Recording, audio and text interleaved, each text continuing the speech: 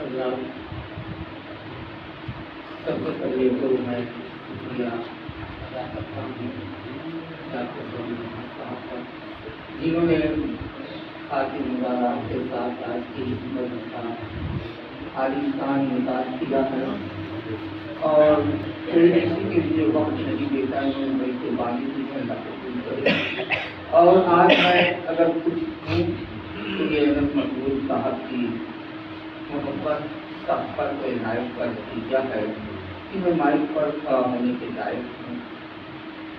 ان سے میں نے بہت کچھ سیکھا، مگر تھوڑی سی میری لاپرواہی کہ میں اس لائن پر خود کو ڈھال نہیں سکا، اور میں نے ڈاکٹر مقبول صاحب کو 30 سال 32 سال سے دیکھا ہے کہ درس و تدریس کا برابر کام انجام دے رہے تھے، اور وہاں پہ دوست ہونے کے بعد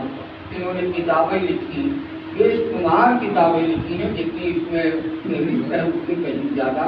میں پرہیز سے وابستہ ہوں، کمپوزنگ کا کام کرتا ہوں، ہمارے پاس وقت کم ہے، اس کی ہم نے لگ بھگ 20 کتاب کو خود کمپوز کی ہے۔ اس کتاب میں بھی میرا خاصا حصہ ہے،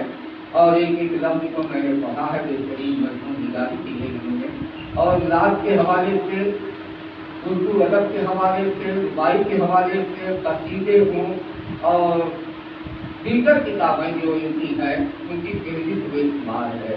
میں ان کا مشکور و ممنون ہوں کہ جنہوں نے آج تک ایک قومی اردو تحریک قائم کی ہے جس میں بچوں کو درس و تدریس کا کام دیتے ہیں۔